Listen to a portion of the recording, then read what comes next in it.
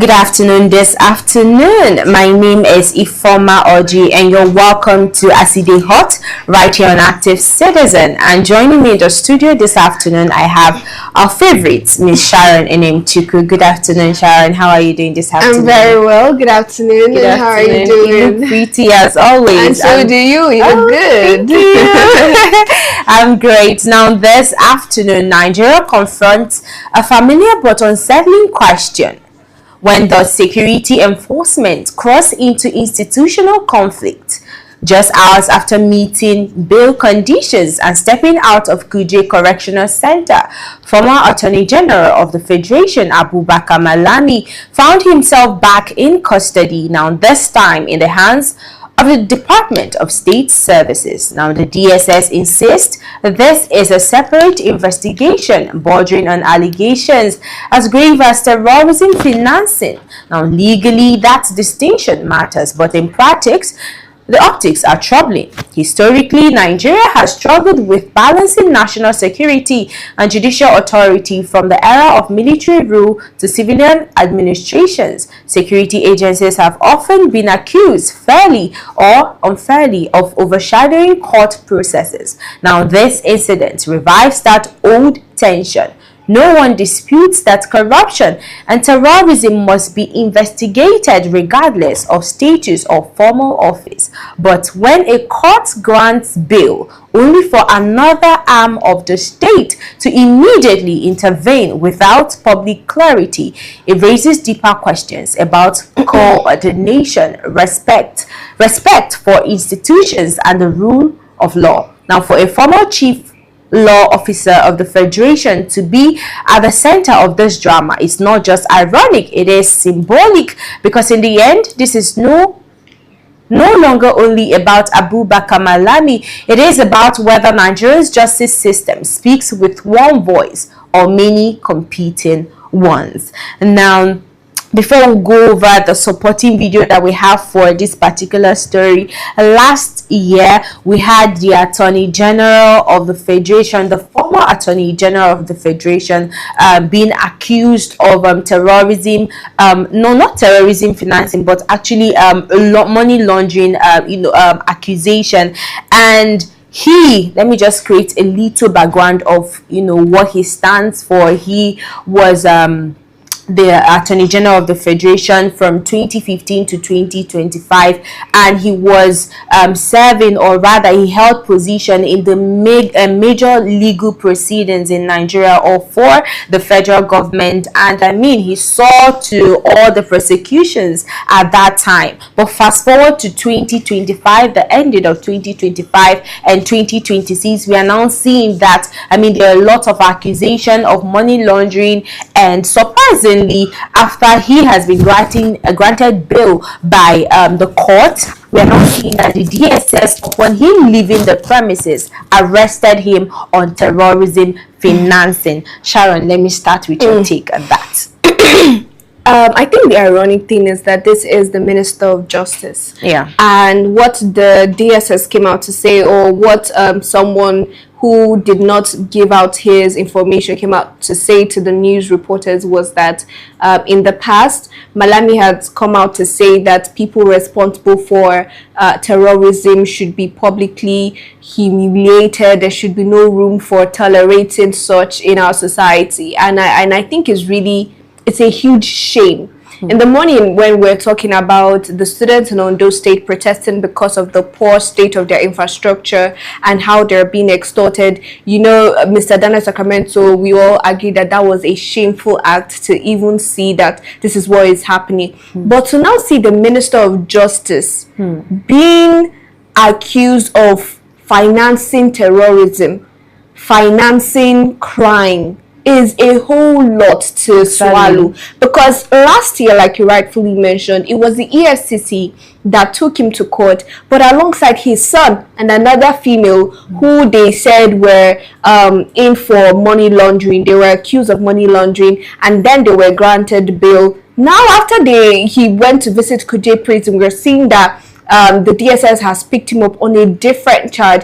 First off, I think it is embarrassing for the type of office that he holds to even be involved in such a mess. And also, secondly, the DSS came out to say that they are going to anyone who is found in charge of terrorism or funding terrorism, no matter the political position that you're holding, they are going to prosecute you or take you to court, which I think that is really good. Of course, that is what they're supposed to do. But you see, this particular case, it has just been, it looks like a Yahaya Bello's case. Yeah.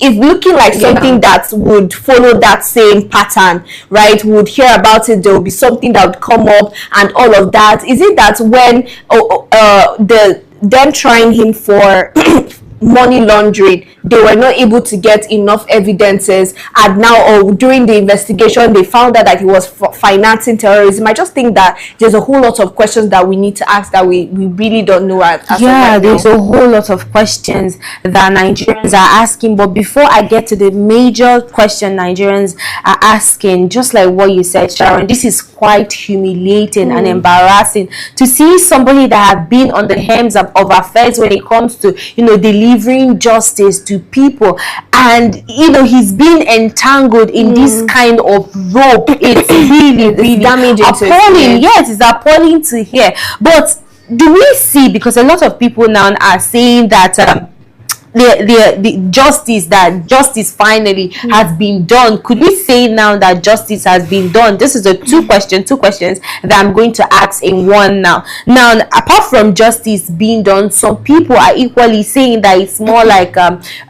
crossing the boundary on the part of DSS, that this is somebody that was actually given or granted bail, and then in front of the court or in front of the prison where he went to maybe obtain the bail, what is it called, term. He met the bail terms, he was now arrested. Do we see a battle, or rather a battle of two institutions here, or do we see it as is justice actually being done? Honestly, right, so when you look at that report, DSS came out to say that some people petitioned against him that he was financing terrorism. So that's what. And another thing, they also said that it is not new for sister agencies to work together, the EFCC and the DSS, that they share intelligence. So it might be that the EFCC somehow has transferred intelligence to the DSS that they picked up, and immediately, to be honest, this just looks like somebody wants this man behind bars.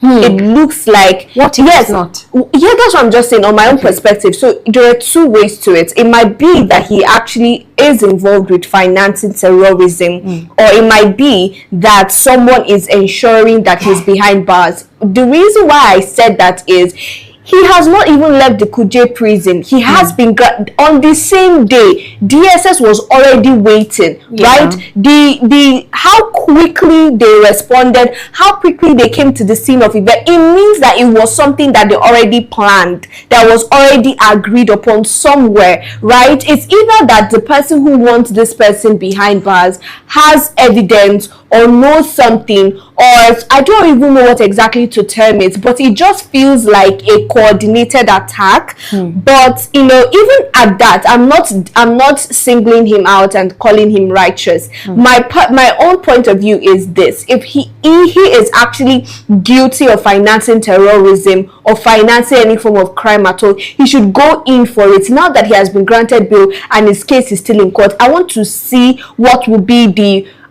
proceeding, the outcome of that particular case. Because we have seen cases where they settle out of court, and before we know it, or rather they kind of dwindle, or they keep on lagging, they keep on kind of trying to make it look like, okay, we're prosecuting him, we're going to court, and at the end of the day it dies like that. So we really want to see the prosecution processes. But just still talking on this topic now, let's talk about his personality. And now I know we've addressed some of these issues, but what I'm trying to talk about here is the fact that, I mean, regardless of who you are, because I know in the constitution everybody is equal according to the law. Nobody should be superior, nobody should be treated preferentially because of maybe the position you have attained in the society. But do we truly see our society, or rather this EFCC and all these anti-graft agencies,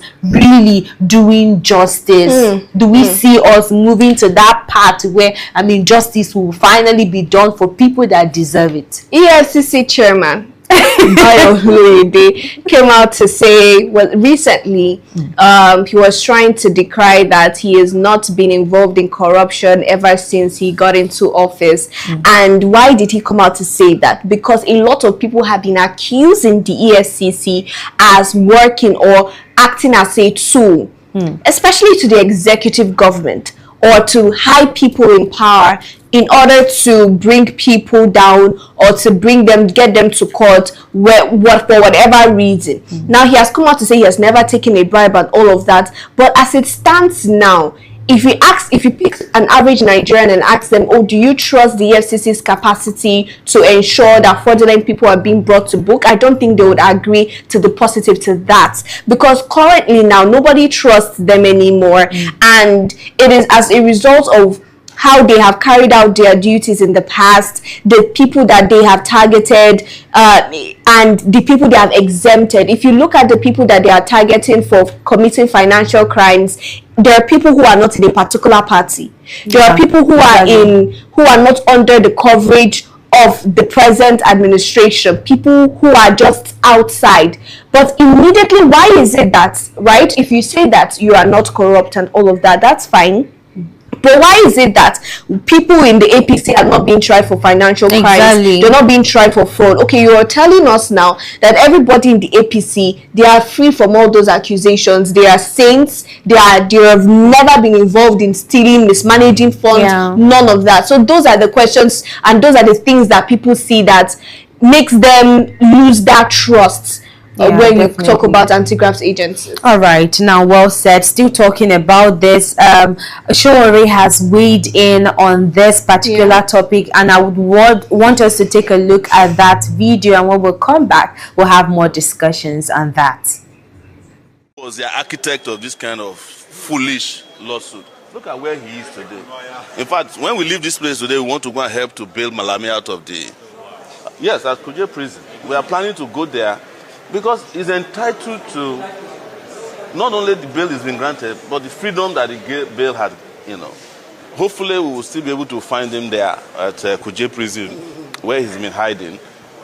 But we are not mocking him, because we don't play with fundamental human rights. But it's important for Nigerians to know that if people have work to do at a time like this, they would never have brought this lawsuit to court. And that's why you are not likely to be finding their lawyers addressing the media.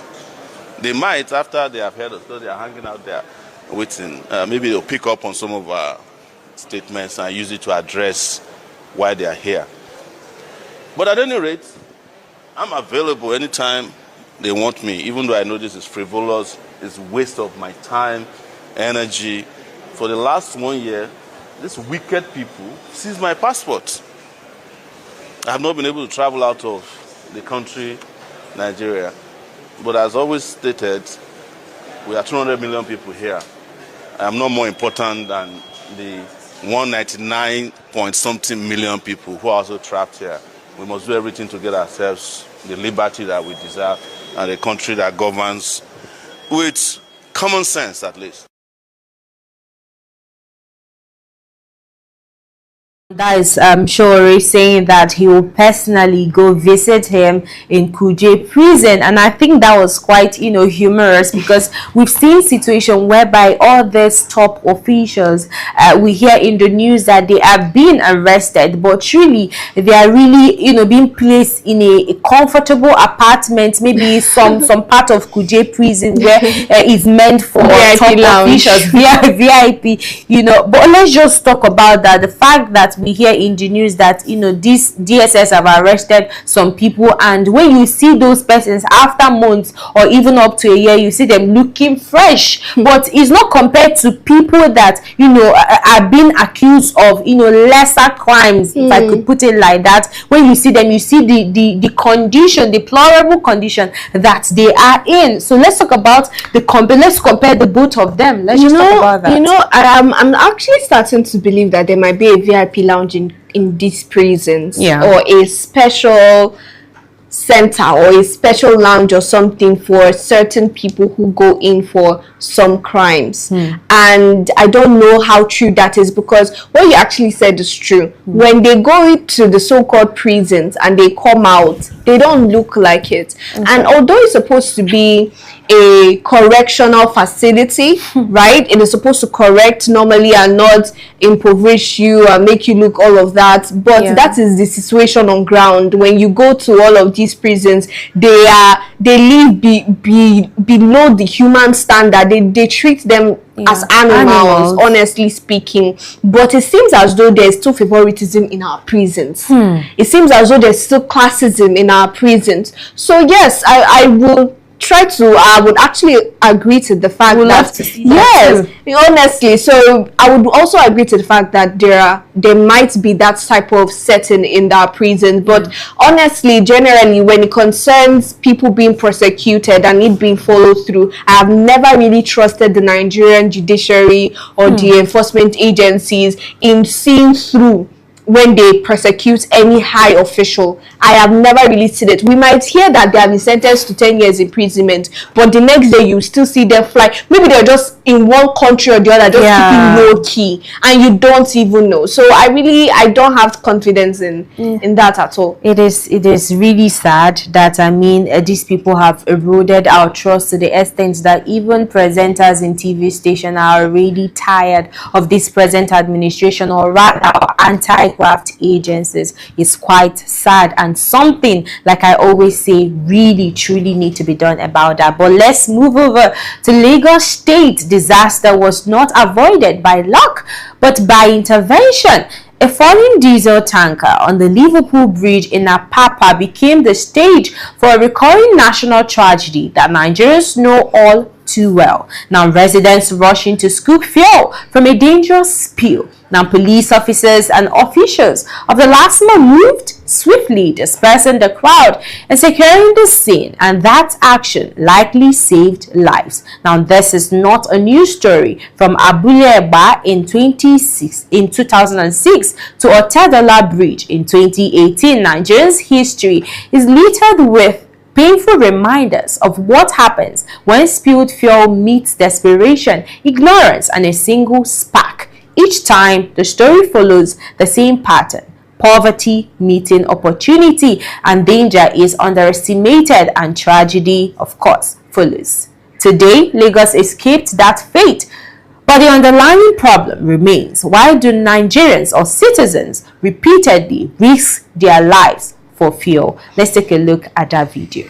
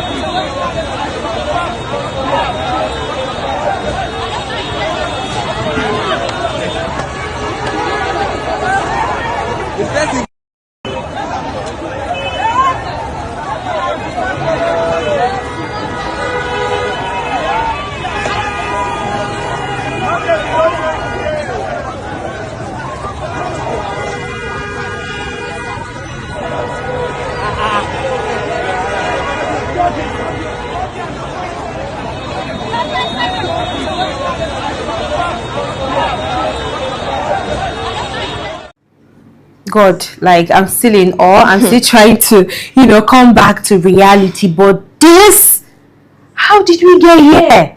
How did people become so reckless with their lives? How did we degenerate to this point whereby, I mean, we are scavenging for fuel from tanker, not minding if there will be a little spark. It just maybe a phone. It can happen with a phone. It can happen with just a matchstick. It can happen literally anyhow. Maybe a vehicle, anything, just anything towards that area. Somebody, like you said, Sharon, can actually act mischievously, and this set of people, look at them, number of people will be set ablaze because of your scoopy, because you're trying to scoop fuel to maybe sell in the black market or even add to the one you have.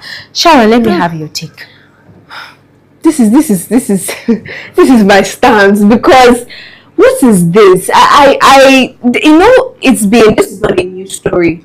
We always see things like this when tanker will fall and they would start scooping. But you see this particular video, it is the way the fuel was washing like rain. And we were imagining the fire. The fire will start from there and rain down on every single human being there, and they will be gone. Before you say they want to sell, will they sell it when they are dead? I swear. Is that what they use as your ticket to heaven? Maybe it's fuel that they are demanding. Because these are people's fathers, these are people's mothers. There are also young people there that I expected to know better. But immediately they saw, I don't know what happened to their brain. Everybody was just hyper focused on packing fuel. So people even carried gold. Yes, and they were going and coming. Yes, of course, they were making round trips to secure the bag for 20, because this 2020 we must make it a bit. This is how we're going to make it. It is really, you know, the other day when we talked about people that were tricked into going to Ukraine to go, and then they went to go and fight war. And I'm telling you that it is because a country that is currently in war is better than Nigeria. Imagine people like this. Imagine a nation where they don't care about their life. You know, we're always complaining that the government does not value. What if we are the ones too that don't value our lives? This just shows that we do not value our lives. Is it government that did this one too? Like, is this one government? Seriously, is the level of stupidity from some Nigerians, because I will not say all Nigerians, from some Nigerians, because it's just like what you said. You just stated the obvious. Are you going to sell fuel when you're dead? Because how do I even explain this to make sense? Just a little spark will send you to your early grave. Is that why? Is this worth risking your life for? It is not at all. But yeah, kudos to the LASMA officials and the police for dispersing them and trying to sensitize them on the need to be secured, because at this point I don't know where their brain, as if they do not know that they were to secure themselves. I swear, it's as if some part of their brain just locked off and they were just focused on scooping the fuel, that they didn't even realize that this is something that is really, really dangerous, that it can explode at any point in time. Really, Nigerians, really. But do you know that the funny thing, they were ready to die for fuel, but these are the same people that are not going to be ready to die for their country. If you tell them that you must stay here until Nigeria is fixed, you must, even if it means giving up your, these people will run away. But fuel, you're ready to give up your life for fuel. Well, now let me just end this particular story. Now, today was actually a warning and not a victory. It's actually a warning for Nigerians. I mean, we've had situations like this where people were set ablaze. It happened in 2018. It happened in 2006, and all this while it has been happening. I think it happened equally last year. So this is supposed to serve as more like a lesson. It's supposed to teach us a lesson and serve as a deterrent for people that have the aspiration or interest to scoop fuel when we have situations like this. I mean, if a tanker carrying water should maybe leak, yes, that one is, if you're packing the water, if you're scooping the water, go ahead and scoop water, because I mean the economy is hard. It's difficult for people to even afford water or even get water. But fuel, come on now, come on. This thing is not worth taking your life. Everything that they will tell everybody. But yeah, let's move over to Abia State, which is our top story for today. Now in Abia State, a different kind of crisis is being addressed quietly, deliberately, And with long-term implications, the state government has announced the recruitment of 649 health personnel, including hundreds of nurses and medical professionals, to strengthen its healthcare system. And now, on the surface, this is good news, and historically it matters. Nigeria's public health sector has long been weakened by staff shortages, brain drain, and underfunded facilities. Now, for years, rural communities in particular have suffered from a lack of trained professionals. So when a state commits to recruiting and retaining healthcare workers, it signals more than job creation. It signals intent. But does recruitment alone cure a broken system? This is actually a very big question to answer. But yeah, let's start off with the fact that, I mean, since Alex Oti became the governor of Anambra State, became the governor of Abia State. Sorry, it's been one development to another. We wish.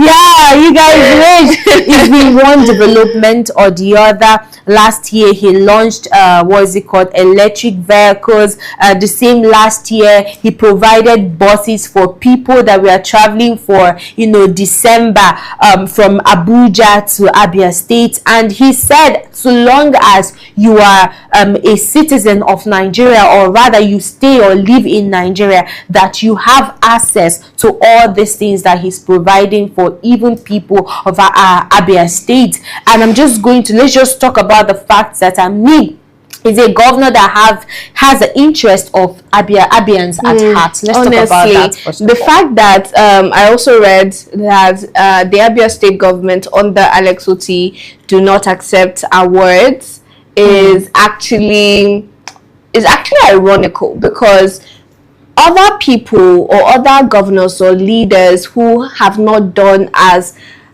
good as he has done, or even quarter as he has done, are always quick to accept awards. I'm not saying accepting awards is wrong, but if there's any governor in the entire Southeast that is more befitting of receiving awards, it is none other than Alex Oti. He has done remarkable things in that state, things that, honestly speaking, I personally didn't even know could happen within that period of time. And he has come out to prove that really you can achieve so much in one tenure. Exactly. You don't need so much time. Exactly. One term is really enough to do a lot of things. He has literally changed not just the face of Abia State, but inside. He has changed the structures, the infrastructures there. He has brought light and life there. And honestly, now Abia State is the it state. I swear. If you want to go if you want to mention top states in Nigeria, and Abia State is not on your list, you've not started. And to think that Abia State, this was not the story we're talking about some years back. They were way back, and just one man came and he changed everything. And now how many, to be honest, and now we are seeing that he's also now employed over 600 people into healthcare, and he's willing to employ even more. Kudos to you, Mr. Governor. Beautiful.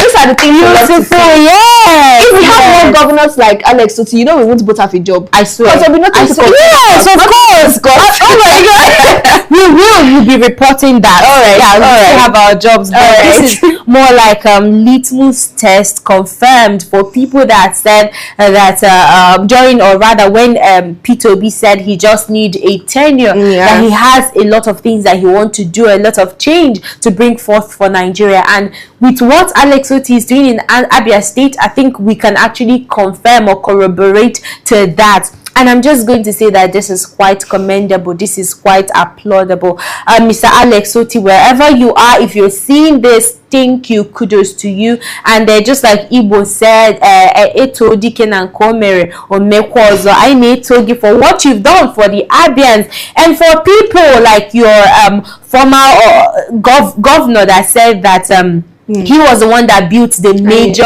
construction in the states. That what you were busy doing was painting it. Please, sir, continue painting Abia State. We love the paint. We love the color, every bit of it. Thank you so much. Now, from justice to public safety, now from public safety to healthcare, today's stories point to a single truth.